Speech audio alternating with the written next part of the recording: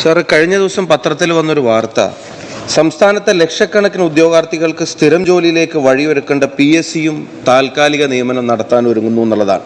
Sir, assistant തസ്തികയിലെ 10 ഒഴിവിലേക്ക് താൽക്കാലിക നിയമനം നടത്താൻ PSC ഇന്റർവ്യൂ നടത്തി. PSCയിലേക്ക് അസിസ്റ്റന്റ് നിയമനം നടത്തേണ്ട തസ്തികകളുടെ റാങ്ക് ലിസ്റ്റ് ഏപ്രിൽ 8-ന് അവസാനിച്ച സാഹചര്യത്തിലാണ് ഉണ്ടാകുന്നത്.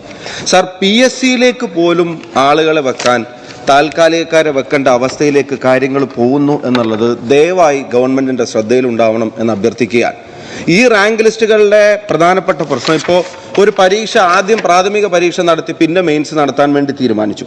സാർ, അത് പറഞ്ഞതിൻ്റെ എല്ലാ ന്യായീകരണങ്ങളും നിലനിൽക്കുമ്പോഴും ഇത് വലിയ ബുദ്ധിമുട്ടുകൾ ഉദ്യോഗാർത്ഥികൾക്ക് ഉണ്ടാവുകയാണ്. സാർ, ഒരു ലിസ്റ്റിൽ നിന്ന് പുറത്തായാൽ സമാനമായ യോഗ്യത ഉണ്ടാവുന്ന ലിസ്റ്റുകൾ ഒന്നും പിന്നെ പരീക്ഷ എഴുതാൻ അവർക്ക് അവസരം ലഭിക്കുന്നില്ല. ഇത് 5-6 ഘട്ടമായിട്ട് നടത്തുമ്പോൾ അതിൽ ചില ഘട്ടങ്ങൾ പരീക്ഷ ഭയങ്കര ടൈറ്റായിട്ട് വരികയും ചിലത് ഈസി ആയിട്ട് വരികയും ചെയ്യുമ്പോൾ ആ ടൈറ്റായിട്ട് വരുന്ന ഘട്ടങ്ങളിൽ പരീക്ഷ എഴുതുന്ന ആളുകൾ കൂട്ടത്തോടെ ഇതിൽ നിന്ന് പുറത്താവുകയാണ്.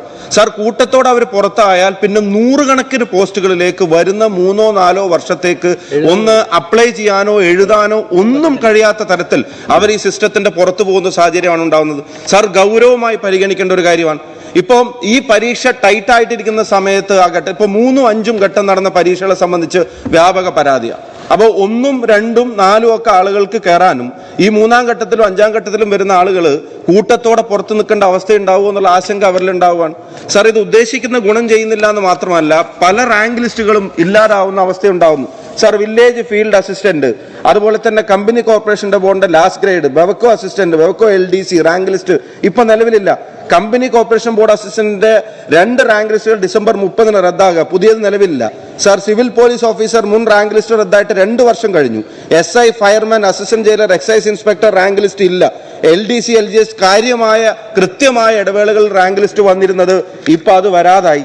സാർ, ഇങ്ങനെ PSC ലിസ്റ്റ് നിലനിൽക്കുമ്പോൾ താൽക്കാലിക നിയമനം കൊടുക്കാൻ പാടില്ല എന്നാണ് പറയുന്നത്. പക്ഷേ ലിസ്റ്റ് നിലവില്ലാത്ത സാഹചര്യം. സാർ, ലിസ്റ്റ് നിലവിലുള്ള അവസ്ഥ തന്നെ നോക്കുക. ഇപ്പം 2022-ലെ LDCയിലെ പല ഡിപ്പാർട്ട്മെന്റുകളും 10-25% റിപ്പോർട്ട് ചെയ്യേണ്ടെന്ന് ഓറലി ഡയറക്ഷൻ കൊടുത്തിരിക്കുകയാണ്. ഈ ഉദ്യോഗാർത്ഥികൾ പാവങ്ങൾ ഇതിന്റെ പിന്നാലെ നടന്ന് വിവരാവകാശം കൊടുത്ത് ഓരോ ഉദ്യോഗസ്ഥരെ കാണുമ്പോഴും അവരോടുള്ള വളരെ നെഗറ്റീവായിട്ടുള്ള അപ്രോച്ചാണ് ഉണ്ടാവുന്നത്.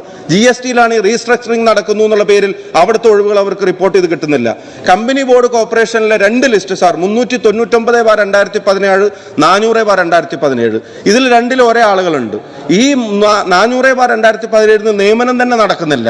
അവിടെ NJD വരാനും അതിനൊക്കെ ആയിട്ട് ഒരുപാട് കാലതാമസം വരുമ്പോൾ പ്രായപരിധിക്കകത്ത് ഈ ഓപ്പർച്യൂണിറ്റി കിട്ടേണ്ട ആളുകൾ ഇതിൽ നിന്ന് പുറന്തള്ളപ്പെട്ടു പോകുന്ന പ്രയാസമാണ് അവർ പങ്കുവെക്കുന്നത്. സാർ, KICB 100 ദിന കർമ്മ പദ്ധതിയിൽ ഉൾപ്പെടുത്തിയിട്ട് 436 ചെറുപ്പക്കാർക്ക് തൊഴിൽ കൊടുക്കുമെന്ന് പ്രഖ്യാപിച്ചതാണ് മന്ത്രി. 218 പേർക്ക് കൊടുത്തോടുകൂടി അത് നിർത്തിവെച്ചു. എത്രയോ വർഷങ്ങളായി സ്മാർട്ട് മീറ്ററിന്റെയും മറ്റും പേര് പറഞ്ഞിട്ട് അവരിങ്ങനെ ഈ റാങ്ക് ലിസ്റ്റിൽ ഉൾപ്പെട്ട് ഇതിന്റെ പുറകെ നടക്കാൻ തുടങ്ങിയിട്ട് അവർക്ക് സർക്കാരിന്റെ 100 ദിന കർമ്മ പരിപാടിയിൽ കൊടുക്കുമെന്ന് ഉറപ്പ് പറഞ്ഞിരിക്കുന്ന സാഹചര്യം അതവിടെ റദ്ദ് ചെയ്യപ്പെടുന്ന സാഹചര്യം ഉണ്ടാവുന്നു. സാർ, ഗവൺമെന്റിന്റെ പ്രഖ്യാപന ഇപ്പൊ ലാബ് ടെക്നീഷ്യൻ, എൻട്രി കാഡറ്റ് പോസ്റ്റുകൾ അങ്ങ് വെട്ടിക്കുറച്ചു. റാങ്ക് ലിസ്റ്റിലുള്ള ആളുകൾക്ക് നിയമനം ലഭിക്കുന്നില്ല.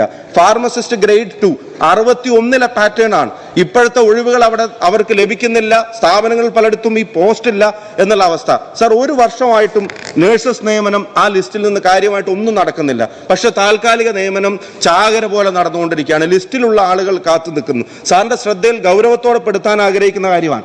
അതുപോലെ തന്നെ ലാബ് ടെക്നീഷ്യൻ ഗ്രേഡ് 2-ന്റെ കാര്യം ഇവിടെ പറഞ്ഞു. മാർച്ച് 23-ന് ആ ലിസ്റ്റിന്റെ കാലാവധി തീരുകയാണ്. സാർ, 2019-ൽ നോട്ടിഫിക്കേഷൻ വന്ന LD ക്ലർക്കിന്റെ വേരിയസിന് അവരുടെ അനന്തമായ കാത്തിരിപ്പ്, അഡ്വൈസ് റിപ്പോർട്ട് ചെയ്ത വേക്കൻസികളിലേക്ക് പോലും അഡ്വൈസ് അയക്കാത്ത സാഹചര്യം പല സ്ഥലങ്ങളിലും ഉണ്ടാവുന്നു. സാർ, സപ്ലൈകോ, ഞാൻ അവസാനിപ്പിക്കുകയാണ്. സപ്ലൈകോ സാർ, അസിസ്റ്റന്റ് സെയിൽസ്മാൻ, നമുക്ക് തന്നെ അറിയാം എത്ര ആളുകളെയാണ് താൽക്കാലികക്കാരെ വെക്കുന്നത്. എന്നാൽ ലിസ്റ്റിൽ നിന്ന് ആളെ ജോലി കൊടുക്കാൻ കഴിയാവുന്ന സംഭവം ഉണ്ടാവുന്നില്ല. മെഡിക്കൽ PSCയുടെ ഫീൽഡ് വർക്കേഴ്സിന്റെ കാര്യം വരുമ്പോൾ പിന്നെ അവിടെ പരീക്ഷ എഴുതി അപേക്ഷ കൊടുത്ത് എല്ലാം കഴിഞ്ഞിട്ട് വിജ്ഞാപനത്തിൽ മാറ്റം വരികയാണ്. സാർ, 4% ഭിന്നശേഷിക്കാരായിട്ടുള്ള ആളുകൾക്ക് പ്രൊമോഷൻ പോസ്റ്റ് കൊടുക്കണമെന്ന് സുപ്രീം കോടതിയുടെ വിധിയാണ്. കേരളം അത് ഇതുവരെ നടപ്പിലാക്കുന്നില്ല. ഹോമിയോ, ആയുർവേദ മെഡിക്കൽ ഓഫീസേഴ്സ് ഒക്കെ ഇങ്ങനെ ഗുരുതരമായ പ്രശ്നങ്ങൾ നേരിടാണ്. സാർ, ഒരു പറ്റം ലിസ്റ്റുകൾ, മോട്ടോർ വെഹിക്കിൾ ഇൻസ്പെക്ടർ സാർ അവസാനിപ്പിക്കുന്നു, police constable, women police constable, driver, various, അതുപോലെ തന്നെ പിന്നെ confidential assistant, tradesman, lecture, polytechnics, ഇതൊക്കെ ലിസ്റ്റേ നിലവിലില്ലാത്ത അവസ്ഥയാണ്.